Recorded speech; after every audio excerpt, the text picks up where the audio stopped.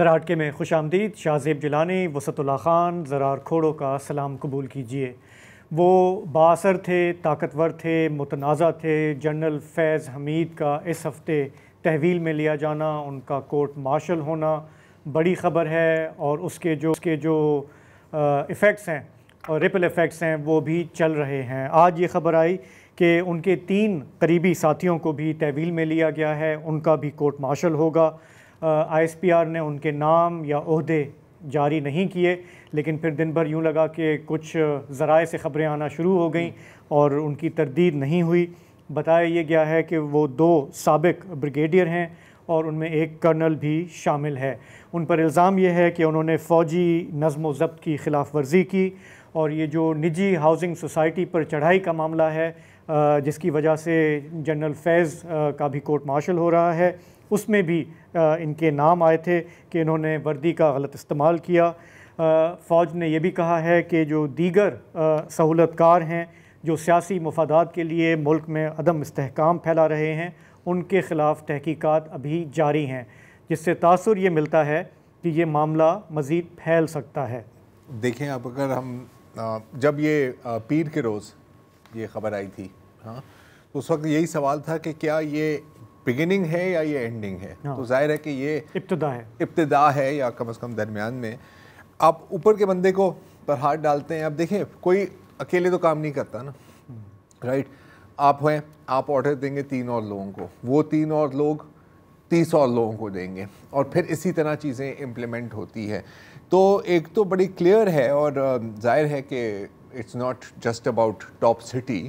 ہاں، کیونکہ اس میں جو اوریجنل جو آئی ایس پی آر کا آیا تھا اس میں یہ تھا نا کہ جی ریٹائرمنٹ کے بعد بھی. اب ریٹائرمنٹ کے بعد والی جو کارروائیاں ہیں وہ تو کافی کلیئر ہیں کہ وہ اشارہ کہاں تک ہے، کس جانب ہے. تو یہ چیز تو مزید اب کھلتی ہی جا رہی ہے اور کھلتی جائے گی. اور انفیکٹ اس کے ساتھ اگر اس تناظر میں ہم جو آج چیئرمین پی ٹی آئی یا عمران خان صاحب کا جو بیان آیا ہے اس کو دیکھیں تو تھوڑا سا عجیب لگتا ہے، کیونکہ میرا خیال ہے کہ یہ وہ وقت ہے شاید کہ آپ مکمل طور پر اپنے آپ کو ڈسٹنس کریں یا خاموش رہ جائیں، لیکن ایسا کچھ نہیں کیا گیا. کیا کہا گیا ہے؟ انہوں نے کہا کہ وہ فیض حمید بہرحال ایک اثاثہ تھے جسے ضائع کر دیا گیا ہے. پھر انہوں نے کہا کہ افغانستان میں انہوں نے بڑی کامیاب نیگوسیشنز وغیرہ کی. بہت کامیابی. اچھا، تو یہ ہے.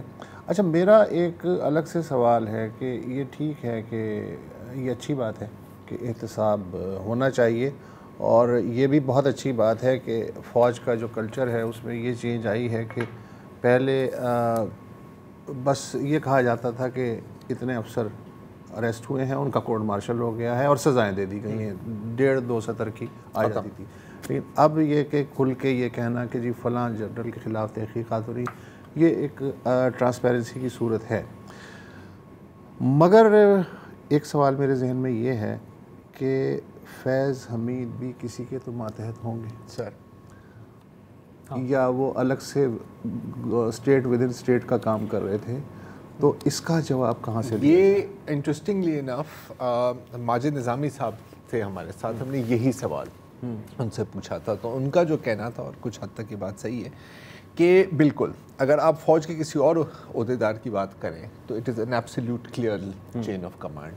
ڈی جی آئی کے پاس کافی لیٹیٹیوڈ بھی ہوتی ہے، اور ہم نے یہ ماضی میں بھی دیکھا ہے. آپ حمید گل صاحب کو دیکھ لیں لیکن یہ پھر بھی جتنی بھی لیٹیٹیوڈ ہو کسی کے ماتحت تو آپ آتے ہیں. یا پھر اگر آپ کہیں کہ یار بالکل ہی آپ روگ نکل گئے ہو، ٹاپ سٹی کے مطلب کہا کہ یار تو ادھر آ، میں تیرے وہ ٹاپ سٹی 1 پروجیکٹ مجھے دے دے، 400 تولے میں اپنی جیب میں رکھ رہا ہوں یا جو بھی، تو کیا اس وقت کی جو کمانڈ اینڈ کنٹرول سٹرکچر تھا اس کو اس کے بارے میں بالکل علم نہیں تھا؟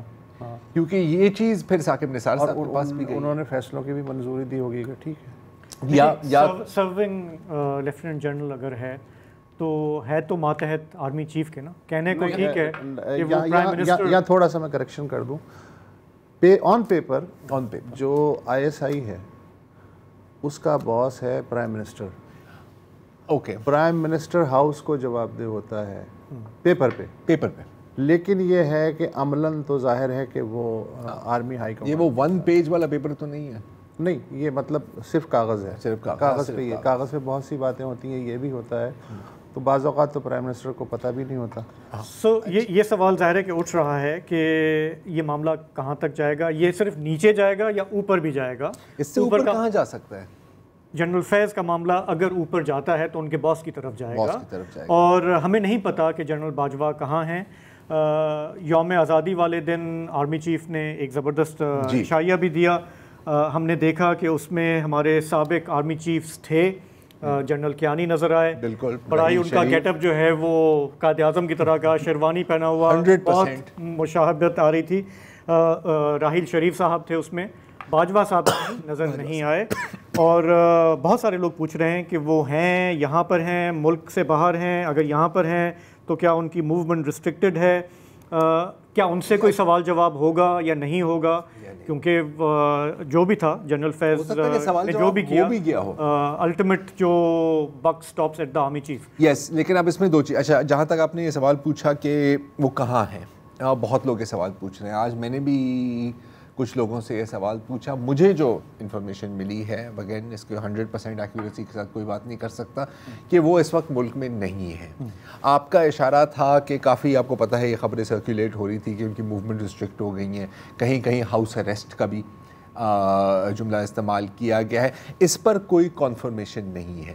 جہاں تک یہ بات ہوئی آپ کی کہ کیا وہاں تک پہنچ ہوگی یا نہیں ہوگی, آئی تھنک کہ اگر ہوگی بھی صحیح, اگین ایک مفروضہ ہے, ایک اسپیکولیشن ہے, تو بہت ویزیبلی نہیں ہوگی. اور اس کی وجہ میری نظر میں یہ ہے کہ دیکھیں اس طرح ڈی جی آئی پر ہاتھ ڈالنا بھی ایک بہت بڑی بات ہے یار, لیکن پہلی بار نہیں ہے.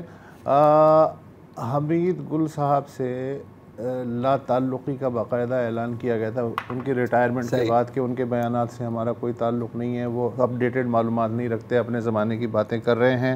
اسد درانی صاحب کی مثال ہمارے سامنے موجود ہے کہ ان کا کورٹ مارشل ہوتے ہوتے رہ گیا.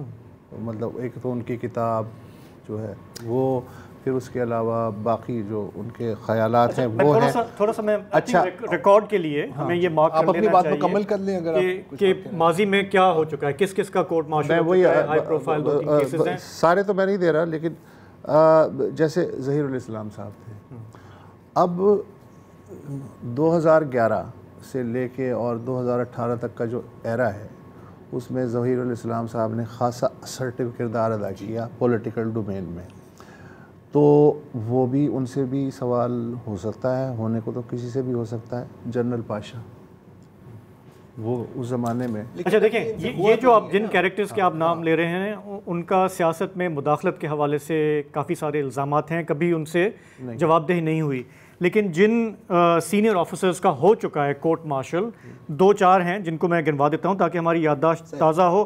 ہم یہ کہہ رہے تھے کہ یہ انپریسیڈنٹڈ ہے. انپریسیڈنٹڈ جنرل فیض کا اس لیے ہے کہ وہ سابق ISI چیف ہیں, لیکن اگر آپ کو تو یاد ہوگا, اگر آپ 1995 میں چلے جائیں جب بے نظیر بھٹو صاحبہ کی حکومت تھی, کاکڑ صاحب آرمی چیف تھے, اس زمانے میں ایک کو اٹیمپٹ ہوتا ہے جس میں ایک کو کمانڈر کی میٹنگ کو سٹارم کرنے کا اٹیمپٹ ہے GHQ میں, اور یہ لیڈ کیا میجر جنرل ظہیر الاسلام, یہ دوسرے ظہیر الاسلام تھے, ظہیر الاسلام عباسی, اور ان کے ساتھ 38 اور ملٹری آفیسرز تھے. ان کا پلان تھا بے نظیر بھٹو کو قتل کرنا اور پھر ٹیک اوور کرنا اور ایک اسلامی خلافت قائم کرنا. وہ پکڑے گئے, ان کا کورٹ مارشل ہوا, اس میں بریگیڈیئر بلّہ کا نام آپ کو یاد آ رہا ہوگا, ان کو 14 سال جیل ہوئی, 2 کرنلز کو 4 سال قید ہوئی. یہ ہماری کولیگ ہیں ہوا فضل, she has put this together, اور بہت ہی ٹائملی ریمائنڈر ہے. یہ بات تھی 1995 کی.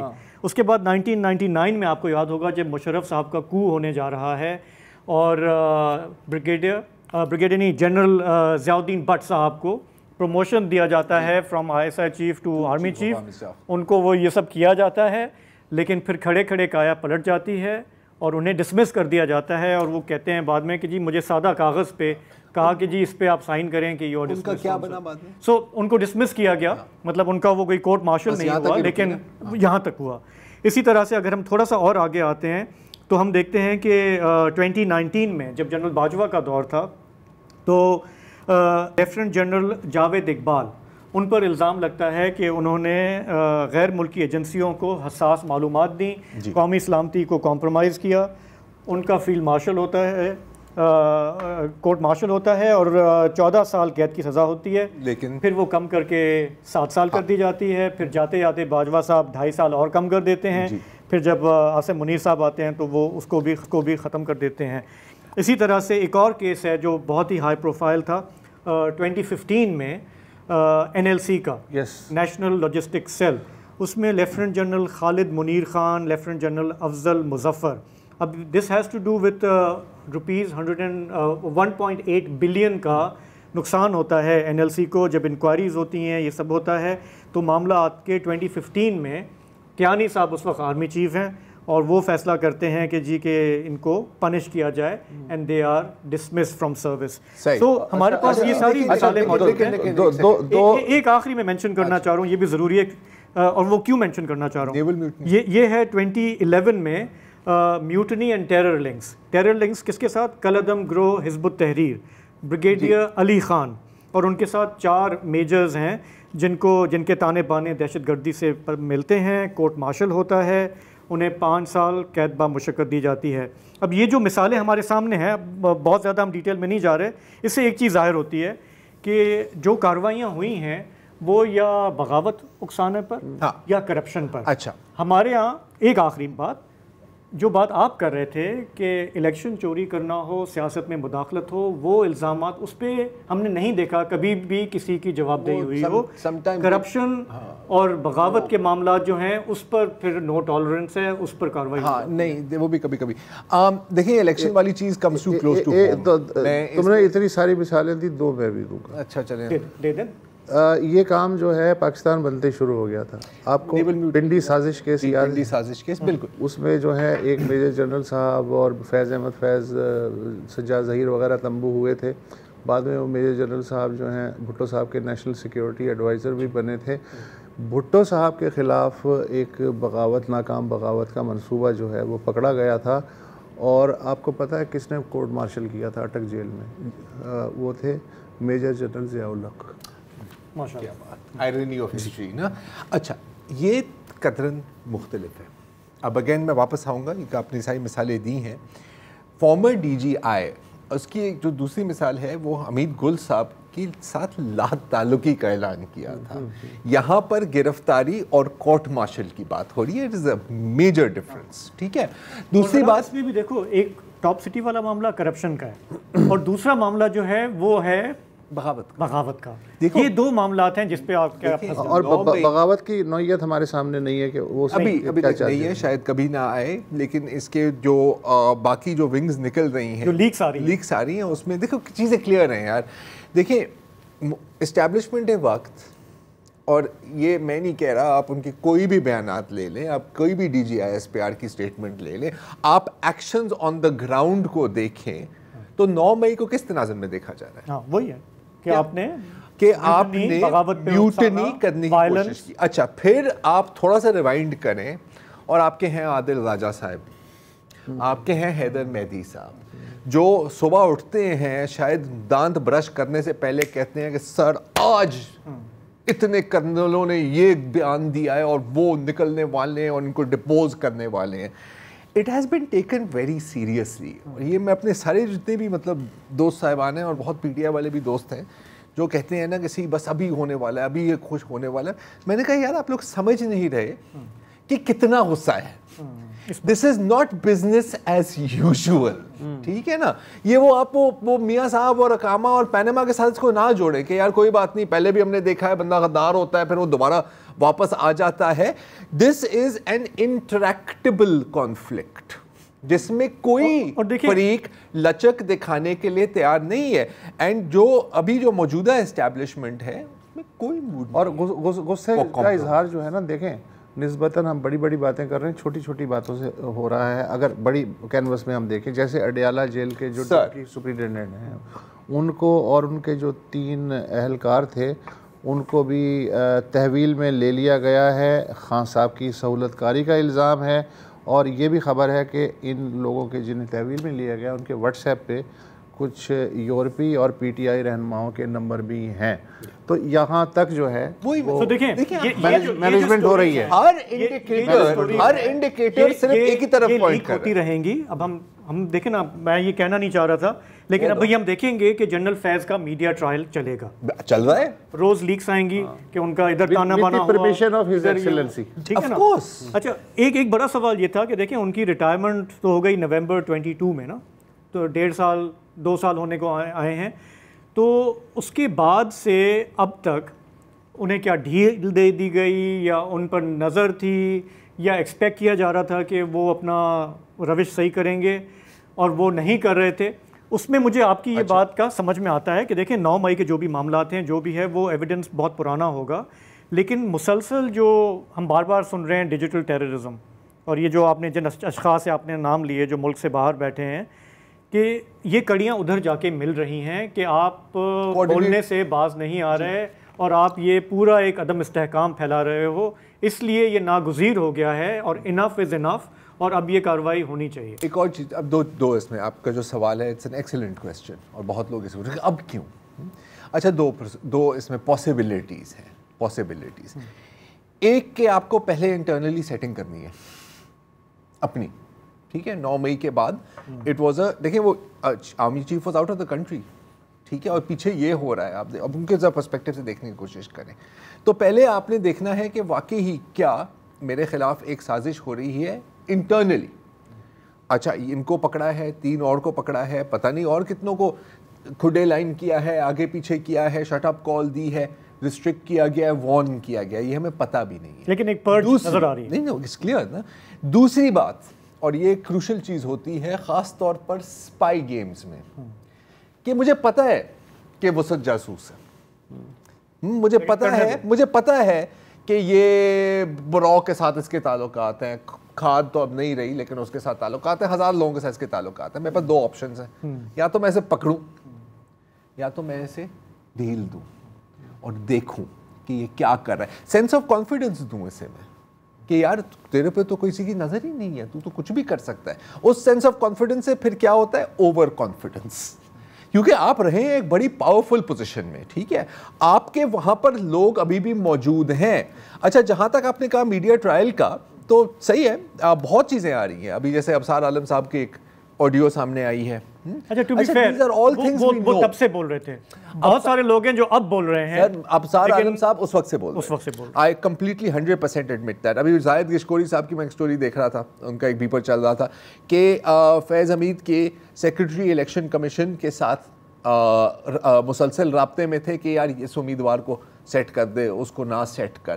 اچھا, یہ اوپن سیکرٹس تھے ہمارے لیے اس وقت تک, ظاہر ہے کہ ہم ان میں سے تھے جو کچھ کہہ بھی نہیں سکتے تھے, ہمیں پتا تھا کہ ہو رہا تھا.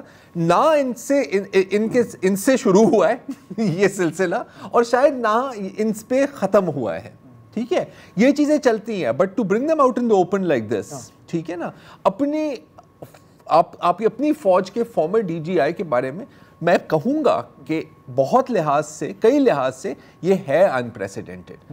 ابھی ہم سن رہے ہیں ثاقب نثار صاحب کا نام, فارمر چیف جسٹس, میں مان رہا ہوں کہ شرجیل میمنی کہہ رہے ہیں, اور آگے پیچھے اور کچھ صحافی حضرات جن کا کافی کلوز تعلق رہتا ہے حکمران جماعتوں کے ساتھ, ان کی طرف سے بھی آ رہا ہے. اب شاید ان کے خلاف قانونی کارروائی نہیں ممکن, لیکن ہمیں پتہ ہے کہ اس وقت جو ٹروئکا یا 4 مین شو چل رہا تھا وہ اس کا بھی حصہ تھے. 4 مین شو میں اور کون تھا سر, آپ جتنے لوگ ڈالنا چاہیں. اچھا, اب وہ کہہ رہے ہیں کہ بریک لے لیں. میں تم چونکہ سوویت ہسٹری تم نے گھول کے پی ہے, اسٹالن کے بعد پہلی بار بریک لے لیتے ہیں نا واپس آ کے, پھر نہیں یار تم بول لو, میں جب بولوں تو بریک لے. یہ دیکھو, اچھا کریں بات. اسٹالن کے بعد پہلی بار خروشچیف نے, جو کمیونسٹ پارٹی کی اوپن کانگریس تھی, اس نے خوب کرٹیسائز کیا اسٹالن کو, اور پھر کہا کہ جی کسی کے ذہن میں اگر کوئی سوال ہو تو کر سکتے ہیں. تو ایک پرچی آئی, اس پرچی پہ لکھا ہوا تھا کہ جب اسٹالن تھا تو تب آپ نے یہ باتیں کیوں نہیں کی. تو خروشچیف نے کہا کہ جن صاحب نے یہ سوال کیا ہے وہ ذرا کھڑے ہو جائے. کوئی کھڑا نہیں. اب بریک لے لیں. اب بریک لے لیں.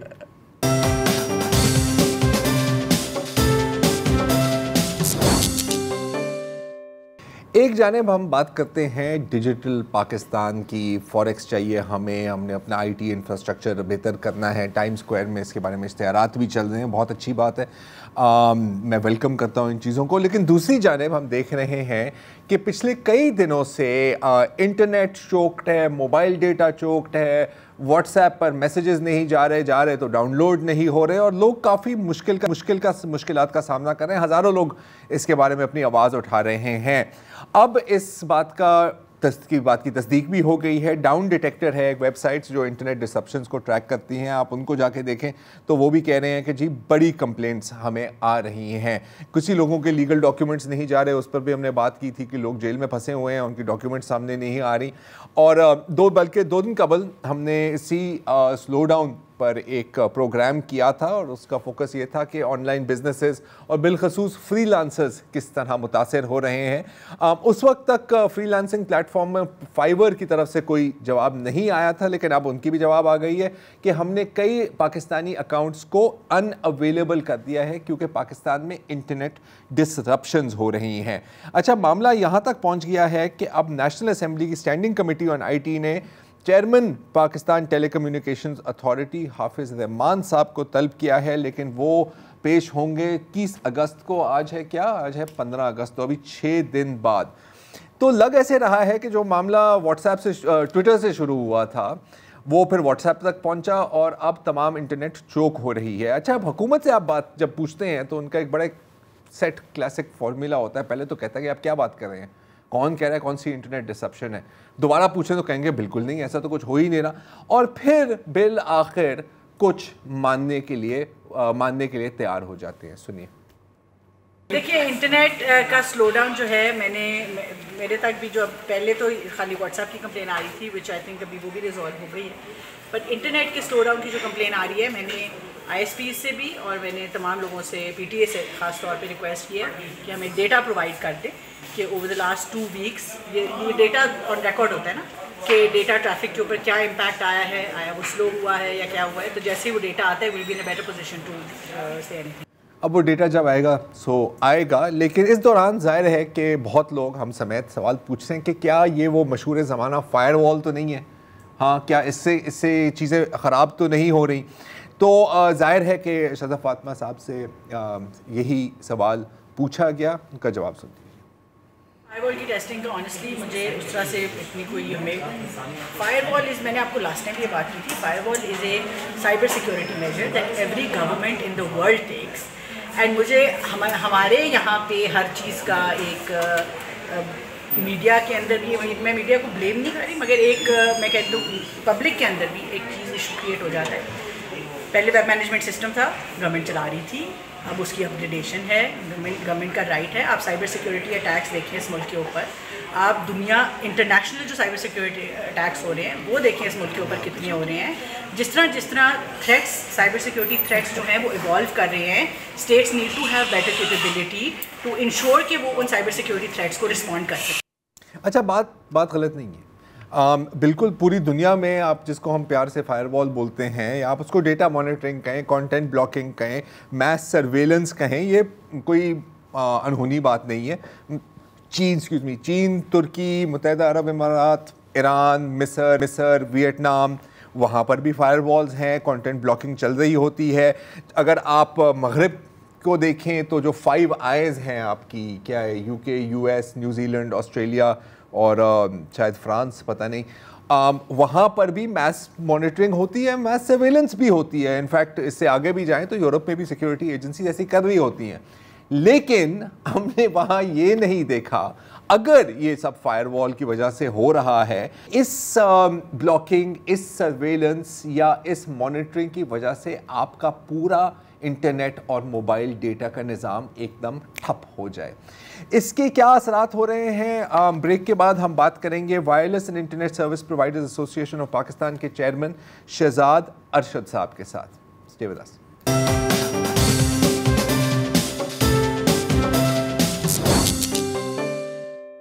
ہمارے یہاں ایک آئی ٹی منسٹری ہے اور ایک ادارہ ہے پاکستان ٹیلی کمیونیکیشن اتھارٹی، جس کے پاس جواب ہونا چاہیے کہ اس ملک میں انٹرنیٹ کے ساتھ ہو کیا رہا ہے، کیونکہ ہم ایک دوسرے سے یہ سوال کر رہے ہیں.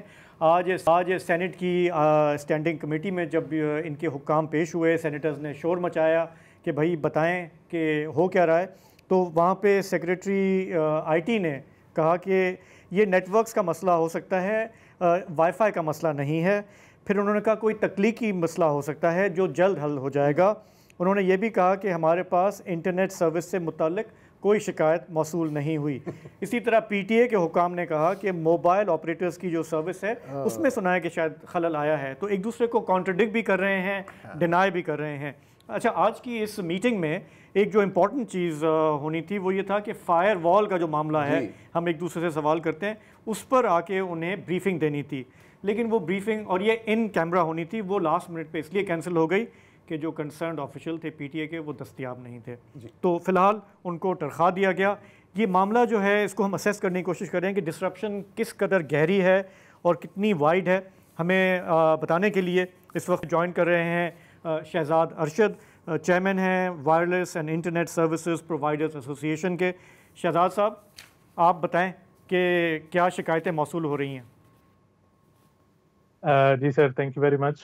سب سے پہلی تو چیز یہ ہے کہ کیونکہ ہم لوگ ریپرزینٹ کر رہے ہوتے ہیں اینڈ سروس پرووائڈرز کو جو کہ ڈائریکٹلی ان کانٹیکٹ ہوتے ہیں پبلک کے ساتھ، یعنی آپ کے ایون گھروں تک اور یہ مطلب چھوٹے ولیجز میں بھی ایون. تو اس میں اب جو سب سے بڑا مین ایشو کچھ عرصے سے آ رہا ہے وہ آپ لوگ بھی جیسے جانتے ہیں کہ انٹرنیٹ سلو ڈاؤن ہو گیا ہے. ایک متعارف اندازے کے مطابق 30 to 40% تک جو کیپیسٹی ہے وہ پاکستان میں یا تو وہ ڈاؤن گریڈڈ آ رہی ہے، یا جو بھی سروس ہمیں آگے پرووائڈ کی جا رہی ہے وہ اتنی ڈاؤن گریڈڈ ہے کہ لوگوں کا کام جو آن لائن کرتے ہیں جیسے فری لانسرز ہیں یا سیلرز ہیں، ای بے امیزون وغیرہ کرنے والے ہیں، یا آن لائن جو ڈیلیوری کرتے ہیں کاموں کی، مطلب آپ کی ویڈیوز اور اس طرح کی جو چیزیں بناتے ہیں لوگ، ان کا کام جو ہے وہ پراپرلی ان ٹائم ہو ہی نہیں رہا. اب وہ کرتے کیا ہیں کہ وہ سب سے پہلے وہ ہمیں سوال کرتے ہیں کہ جی ہمارا انٹرنیٹ جو ہے وہ نہیں چل رہا. اب اس میں بزنس لاسز کس طرح سے ہیں کہ ایک آئی ایس پی ہے، جب آپ کے پاس کسٹمر جو ہے کوئی کمپلین کرتا ہے تو کسٹمر بیسیکلی تنگ آ کے آپ کو کمپلین کرتا ہے کہ جی وہ انٹرنیٹ جو ہے وہ کیوں نہیں چل رہا. وہ پھر کوشش کرتا ہے کہ وہ آئی ایس پی شفٹ کر لے، اس سے آئی ایس پی کا ایک لاس ہے. پھر وہ جب شفٹ کرتا ہے یا وہ 3G 4G پہ جاتا ہے تو اس ٹائم پہ اس کو وہ 3G 4G پہ بھی وہ سروسز جو ہیں وہ اویلیبل نہیں ہوتی. اس حوالے سے ہماری ایسوسی ایشن نے بھی رابطہ کرنے کی کوشش کی پی ٹی اے کو، متعدد بار ہم نے کال وغیرہ بھی کرنے کی کوشش کی، لیکن وہ ہمیں کوئی کلیئر کٹ انہوں نے پکچر جو ہے وہ پرووائڈ نہیں کی. کیا کہتے ہیں اب یا تو کیا کہہ رہے ہیں آپ کو؟ اس میں دیکھیں، ابھی پہلے تو انہوں نے کلیئرلی ڈینائی کر دیا کہ جی یہ فائر وال کے ریلیٹڈ جو ہے وہ اس طرح کی چیز نہیں ہے. ایون ان کی اسٹیٹمنٹ بھی آپ ان کے پیج وغیرہ پہ دیکھ سکتے ہیں کہ فائر وال جو ہے وہ ہم نے اپنے ادارے کے لیے منگوائی ہے اور اس پہ لگا رہے ہیں. لیکن وہ اب کیونکہ کچھ چیزیں کھل کے سامنے آ رہی ہیں آہستہ آہستہ، کیونکہ اب ظاہر ہے میڈیا کے اوپر بھی اتنا ہی پریشر آ گیا ہے کہ وہ جو چیزیں چلتی جا رہی ہیں اس میں ان کا یہ اب آہستہ آہستہ سے کہنا ہے کہ جی وہ شاید کوئی ٹیکنیکل ایشوز ہیں، جیسے ابھی آپ تھوڑی دیر پہلے بتا رہے تھے کہ ٹیکنیکل ایشوز کی وجہ سے اور یہ ساری چیزیں جو ہیں وہ آہستہ آہستہ خود ٹھیک ہو جائیں گی. کچھ اس طرح سے خبریں آ رہی ہیں کہ شاید 2-3 دنوں تک کچھ سروسز جو ہیں وہ بہتر ہونا شروع ہو جائیں گی.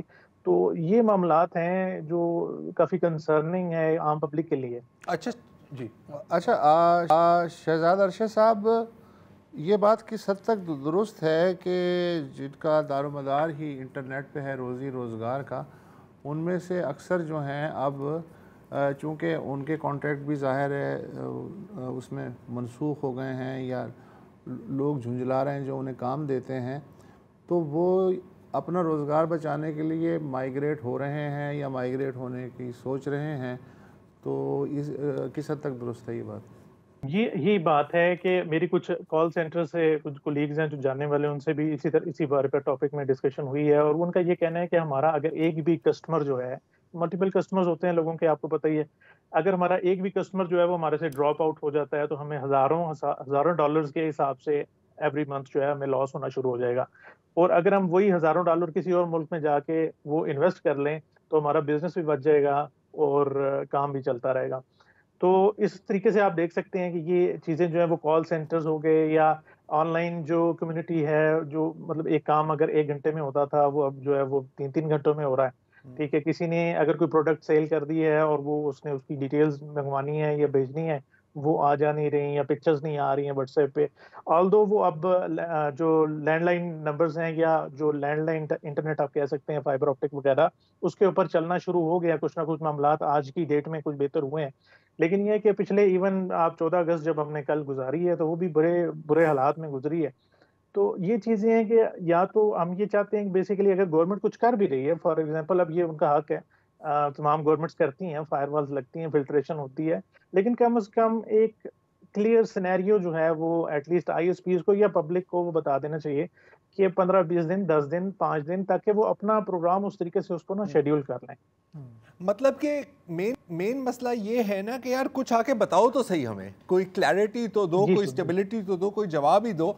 اور اگر اس طرح بتا دیں, جی بتا دو نا یار کہ یہ مسئلہ ہوا ہے یار, ہمارے سے آن ہو گیا, ہمارے سے آف نہیں ہو رہا, وہ پلگ شارٹ ہو گیا, اس کو ہم فیوز جرمنی سے منگوا رہے ہیں, جو بھی.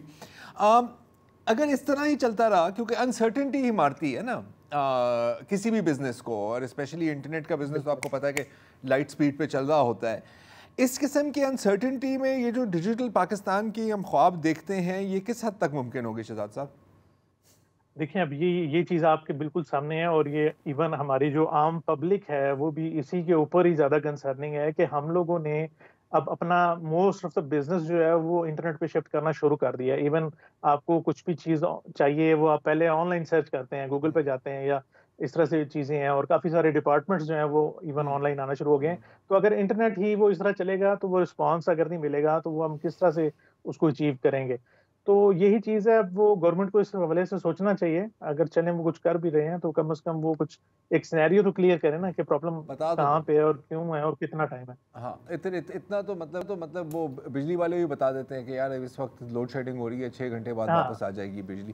یہ جو ہم ساری بات کر رہے ہیں نا کہ یہ ہمیں لوگوں کی فرسٹریشن, ڈیجیٹل پاکستان, اس کا ان کو تو کوئی فرق نہیں پڑتا نا جو یہ کر رہے ہیں. وہ تو دیکھ رہے ہیں اپنی جو بھی نیشنل سیکیورٹی ریکوائرمنٹس.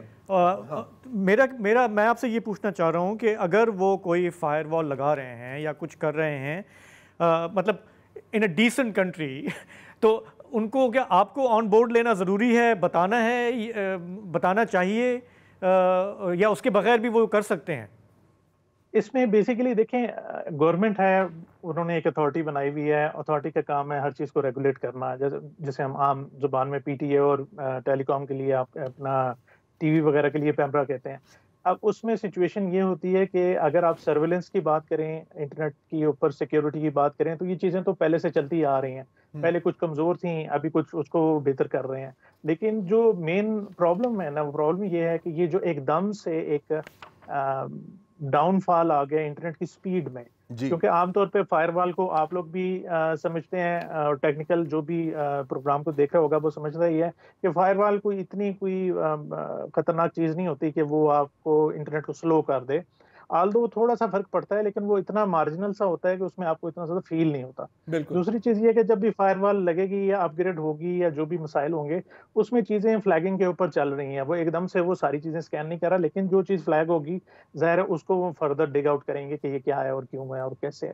تو یہ اب تھوڑا سا دیکھنا پڑے گا کہ کیا سچویشن ہے, اور یہ وقت ہی بتائے گا کہ کیا. یہ تو آنے والا وقت ہی بتائے گا. بڑا ایک تاریخی جملہ ہے. بہت شکریہ شہزاد صاحب. اچھا یہ نا ایک بڑا خوبصورت فارمولا ٹویٹر کے ساتھ جو ہوا تھا. اچھا پہلے کیا تھا کہ کون ہے بھائی, آپ پاگل ہو گئے ہو یار, ٹویٹر تو چل رہا ہے. مجھے یاد ہے پریس کانفرنس ہو رہی تھی, انہوں نے کہا کہ مجھے تو ٹویٹس آ رہی ہیں. ہاں اس کے بعد پھر اور زور سے کہ نہیں, وہ کہتے ہیں نا گیس لائٹ کرتے ہیں کہ نہیں یار آپ کو مطلب طبیعت تو صحیح ہے یار, آپ کسی سائیکالوجسٹ کو دکھائیں, سب کچھ صحیح چل رہا ہے. پھر کہتے ہیں کہ نہیں ہو سکتا ہے کہ کوئی ٹیکنیکل ایشو ہو گیا ہو, شارک مچھلی آئی ہو جو ٹویٹر کی کیبل ہے اس کو چبا کے کھا کے بھاگ گئی ہے, اور پھر کہتے ہیں کہ نہیں جی ہم نہیں کیا تھا. یہ فارمولا ہے, جب ہر دفعہ اب یہی ہوتا ہے, کورٹ پوچھتی ہے. پھر دوسری بات یہ ہے کہ کتنی عجیب و غریب بات ہے کہ اس وقت ہمیں کس سوال کا سامنا کرنا پڑ رہا ہے کہ جی آپ کو اقتصادی ترقی پہلے چاہیے یا ملکی سلامتی پہلے چاہیے. اگر ہوگا تو اقتصادیات بھی ہوگا. اگر دیکھو آگے سے یہی جواب ملے گا. اگین اگر واقعی ہی یہ معاملہ ہے, ہاں دیکھو دو آپشنز ہیں نا یہاں پہ آپ کے پاس, کہ یا تو یہ وہی ڈیجیٹل دہشت گردی اور اس چیز کے لیے آپ نے آن کر دیا, آپ سے آف نہیں ہو رہا, کہ مطلب یہ فائر کی دیوار نہیں ہے, انارکلی والی دیوار ہے, اس میں آپ کو چن دیا, ٹھیک ہے نا. یا تو پھر واقعی ٹیکنیکل ایشو ہے جس کے بارے میں پی ٹی آئی اور آئی ٹی منسٹر کو بھی نہیں پتا. تو دونوں پاکستان میں کسی کو یہ یقین نہیں ہے کہ یہ کوئی ٹیکنیکل ایشو ہے. میں صرف کہہ رہا ہوں کہ یہ فضول سا بہانہ ہے, مطلب وہ اپنے آپ کو بھی بیوقوف بنا رہے ہیں. سیدھی سی بات ہے کہ اگر بھوسے کے ڈھیر میں سے سوئی تلاش کر رہے ہیں نا آپ, اگر وہ نہیں ملتی بھوسے کو آگ لگا دیں. ویسے یہ ایک اچھا طریقہ نہیں, لیکن میں وہی کہوں, یا تو بند کر دیں نا. یہ جو فرسٹریشن ہے نا کہ آپ نہ جی رہے ہو نہ مر رہے ہو, آپ لائک وینٹیلیٹر پہ ہو, کبھی سانس آ رہی ہے کبھی نہیں آ رہی ہے, یہ لوگوں کے لیے زیادہ پریشان کر. وینٹیلیٹر بھی آپ آن آف کر رہے ہیں.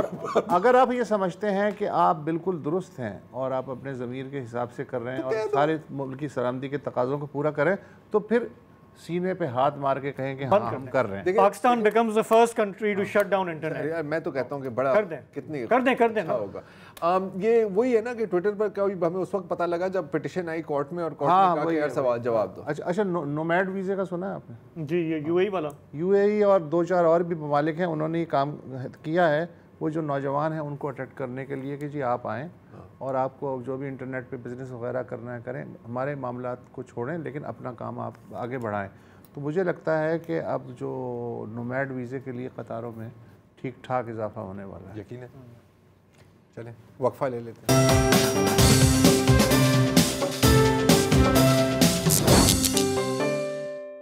ایک زمانہ تھا کہ میانمار پاکستان کا ہمسایہ تھا, پاکستان سے اس کی سرحد ملی ہوئی تھی جب مشرقی پاکستان ہمارے ساتھ تھا. لیکن اب جب بھی میانمار کا ذکر آتا ہے تو روہنگیا جو مسلمان ہیں ان کے حوالے سے آتا ہے, اور ان کے ساتھ جو بھی زیادتی ہو رہی ہے پچھلے کم از کم 1 عشرے سے.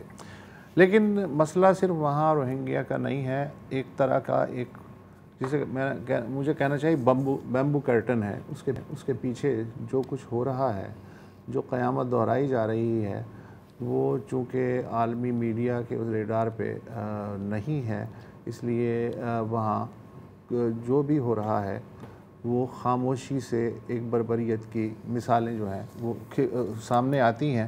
آج ہم نے سوچا کہ غزہ کا ذکر تو ہم بہت کرتے ہیں, اپنے ہمسائے میں دیکھیں کہ وہاں کیا قیامت ہو رہی ہے. انسانی حقوق سے متعلق اقوام متحدہ کا ایک پینل برائے میانمار, اس نے اپنی تازہ رپورٹ میں کہا ہے کہ وہاں پہ فوج کے مظالم سے تنگ آ کے پچھلے 2 سال میں 30 لاکھ سے زائد لوگوں نے نقل مکانی کی ہے یا ملک چھوڑ گئے ہیں. ٹارچر, اجتماعی ریپ اور بچوں سے غیر انسانی سلوک ایک معمول ہے. اسکولوں, عبادت گاہوں اور اسپتالوں پر حملے مسلسل ہیں. حکومت مخالفین کے سر قلم کرتی ہے. مسخ شدہ لاشوں کی برسر عام نمائش کی جاتی ہے اور اپنے ہی لوگوں پہ فاسفورس اور کیمیاوی ہتھیار جو ہیں وہ بھی برسائے جاتے ہیں. اور یہ ہتھیار کہاں سے آتے ہیں؟ چین سے آتے ہیں, روس سے آتے ہیں, بھارت کی کچھ کمپنیاں بیچتی ہیں, تھائی لینڈ کی کچھ کمپنیاں اور سنگاپور کی کچھ کمپنیوں کے نام لیے جاتے ہیں. جو لوگ گرفتار ہوئے ہیں ان کی تعداد 40,000 سے زائد ہے. ویسے میانمار میں ایک چیز جو ہے وہ تسلسل کے ساتھ ہے اور وہ ہے فوج کی حکمرانی. آج سے نہیں 1962 سے فوج مسلسل حکمران ہے. بیچ میں ایک سال کی 2 دفعہ ونڈو آئی تھی جس میں لگا تھا کہ سویلین حکومت آئی ہے, لیکن بعد میں پتہ چلا کہ وہ بھی فوج کی مرہون منت ہے. مگر اس حکمرانی کا جو تازہ دور ہے وہ فروری 2021 میں شروع ہوا جب عوامی رہنما آنگ سان سو چی کی جو نیشنل لیگ فار ڈیموکریسی تھی اس کو انتخابات میں ٹھیک ٹھاک اکثریت ملی اور پارلیمنٹ کا اجلاس شروع ہونے سے پہلے ہی فوج نے اس حکومت کا تختہ الٹ دیا. اس کے بعد جو میانمار کے مختلف قبائل اور سول سوسائٹی تھی اس نے فیصلہ کیا کہ اب خاموش نہیں رہنا ہے. پہلے تو وہ پی جاتے تھے اس طرح کی چیزیں, لہٰذا 2021 فروری کے بعد سے فوج کو ایک ہتھیار بند اجتماعی مزاحمت کا سامنا ہے اور ان گروہوں نے اپنا ایک جلا وطن سیٹ اپ بھی قائم کر رکھا ہے اور ان کی ایک ریگ ٹیگ آرمی بھی ہے جس کے پاس جو بھی ہتھیار ہیں وہ مشترکہ طور پہ استعمال ہو رہے ہیں. اور اس کی وجہ سے جو تمام سرحدی علاقے ہیں, میانمار کی سرحدیں کوئی 5-6 ملکوں سے ملتی ہیں, تمام جو اسٹریٹجک پوائنٹس ہیں ان پہ جو باغی کہہ لیں یا جی ریبل کہہ لیں ان کا قبضہ اس وقت میانمار کی جو فوجی حکومت ہے اس کا قبضہ تقریباً 50% سے کم زمین پر ہے. ہاں دس از ہیوج کیونکہ 1948 سے لے کے یہ مختلف ریبل گروپس وہاں پر ایکٹیو ہیں. حال میں جو ایک بہت بڑا واقعہ ہوا ہے جس کی وجہ سے ہم یہ کر رہے ہیں وہ ہے کہ ایک روہنگیا کیمپ پر ایک ڈرون بمباری ہوئی جس میں 200 سے زائد لوگ جان بحق ہوئے ایک ہی اٹیک میں. اچھا یہ جو آپ نے بات کی نا وسط کے سول سوسائٹی کی اور یہ ریبل گروپس ایک طرح سے متحد ہو گئے ہیں, اس سے پہلے یہ حالیہ کو سے پہلے جو بدھسٹ اکثریت تھی میانمار کی وہ روہنگیا کے خلاف جو ہو رہی تھی بربریت, آنگ سان سوچی سمیت انفیکٹ سرفرست وہ اس کے حق میں تھی. اچھا اس کی بھی ایک وجہ ہے کہ جب سے میانمار بنا ہے تو میانمار کی جو فوج ہے اور جو حکمران جماعتیں ہیں انہوں نے ڈیوائیڈ اینڈ رول کی پالیسی اختیار کی ہے. میانمار میں بہت مختلف ایتھنک گروپس ہیں اور وہ ان کو کہتے تھے کہ جی یہ آپ کو تباہ کرنا چاہتے ہیں. تو بدھسٹ میجورٹی کو اپنے ساتھ رکھنے کے لیے, اور یہ جو تقسیم کی سیاست ہے یہ ہم نے دنیا بھر میں دیکھی ہے, مائنورٹی کو ٹارگٹ کرنا ہے, سارے مسائل کی جڑ وہی ہے, یہ غدار ہیں, یہ آپ کو مارنا چاہ رہے ہیں, یہ آپ کی زمین پر قبضہ کرنا چاہ رہے ہیں. لیکن جب آخرکار ان پر بات آئی بدھسٹ میجورٹی, سول سوسائٹی اور خاص طور پر میانمار کی جو جین زی ہے جو آپ دیکھتے ہیں پوری دنیا میں ایکٹیو ہے, تو پھر ان کو سمجھ آئی کہ یار یہ تو شاید ہمارے ساتھ پچھلے 70 سالوں سے ہمیں سے جھوٹ بولا گیا.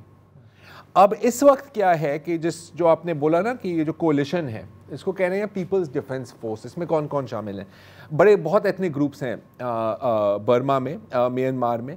ایک ہے اراکان آرمی, پھر ہے اراکان لبریشن آرمی, پھر ہے Kachin independence army and Karen national union. ان کے پہلے بھی اتحاد تھے جیسے کہ 3 بردرہڈ الائنس اور ناردرن الائنس ہے, یہاں پہ بھی ناردرن الائنس ہے ایک.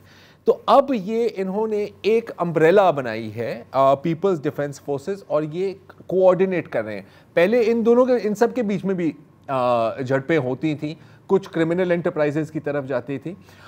چین کی آپ نے بات کی تو چین بھی اب کافی ناراض ہے میانمار کے ساتھ کہ یار آپ کے جو بارڈر ایریاز ہیں وہ آپ کے کنٹرول سے باہر ہیں اور ہمیں بھی مسئلے ہو رہے ہیں. اب وہاں پر بیکاز برما کی جو آرمی ہے آپ کو پتہ ہے وہ ہمیشہ کرمنل انٹرپرائزز میں بھی ان کا ایک ہاتھ رہا تھا. ایک زمانے میں پوری اکانومی ایک زمانے میں آپ کو گولڈن ٹرائنگل آپ نے سنا ہوگا, اس میں ریبل گروپس بھی تھے اوپیم پروسیسنگ میں, ہیروئن پروسیسنگ میں, اور برمیز جرنیل بھی اس میں ملوث تھے. ابھی نومبر کی اگر ہم بات کریں پچھلے سال تو میانمار نے 30 وہاں ٹیلی کام فراڈ کے سسپیکٹس کو چین بھیجا ہے. اب وہاں پر کیا ہو رہا ہے کہ جو کال سینٹر سکیمز ہیں یہ بھی انہی علاقوں میں ایکٹیو ہیں, اور نہ صرف یہ میانمار کے جرنیل اپنی منی لانڈرنگ کرتے ہیں یہاں پر بلکہ پورے خطے اور پوری دنیا کی جو کرمنل گروپس ہیں ان کی بھی منی لانڈرنگ کرتے ہیں. تو یہ ایک اور ریونیو سٹریم. تو ہاؤ کم میانمار کی بات نہیں ہوتی کبھی؟ یار بہت چیزوں کی بات نہیں ہوتی. سوڈان کی کس نے بات کی ہے؟ ہاں لیکن اس لیول پہ یہ چل رہا ہے اور ایک ملٹری ڈکٹیٹرشپ ہے. اچھا آپ روہنگیا کا اب جو نیا ویو آ رہا ہے بنگلہ دیش, اس میں اور پچھلے ویو میں فرق ہے. 2017 میں 4.5 لاکھ کے قریب لوگ آئے تھے. اس بار جو لوگ آ رہے ہیں وہ اصل میں جو Buddhist majority Arakan national army ہے, اچھا اس کا الائنس ہوا ہے روہنگیاز کے ساتھ. اوکے. اور وہ لڑ رہے ہیں برمی افواج سے. اچھا برمی افواج ظاہر ہے کہ جب وہ لڑائی ہو رہی ہے تو اس میں وہ سب کو دھکیل رہی ہیں, تو اس میں دوبارہ یہ وکٹم بن رہے ہیں. پہلے فرق یہ تھا کہ روہنگیا پورے برما کے نان روہنگیاز تھے یا برمیز تھے, ان کے مشترکہ دشمن تصور ہوتے تھے. لیکن اب یہ جو وسیع تر الائنس ہے اس نے ریئلائز کیا کہ یار یہ تو کچھ بھی نہیں ہے, یہ تو ایک چھوٹا سا گروپ ہے. تو انہوں نے اصل جو بڑا امبریلا بنایا, اور اس کا نتیجہ یہ نکلا ہے کہ ہسٹری میں پہلی بار چین کی سرحد سے لگا ہوا شہر ہے لوکوئی, اس کے گیریجن پہ قبضہ کیا ریبل آرمی نے, اور 2000 برمی فوجی انہوں نے ہتھیار ڈال دی. تو اس سے ایک جو سائیکولوجیکل بوسٹ ملا ہے. تو ایک بڑی بہت دیر ہوتی ہے جب تک آپ متحد ہوتے ہیں تب تک بہت نقصان ہوتا ہے. اچھا تقسیم کر کے انہوں نے ان کو خود ہی متحد کر دیا ہے. بڑی ایک آئرونک بات ہے. چلے آج کے لیے اتنا ہی جی, اجازت دیجیے, خدا حافظ.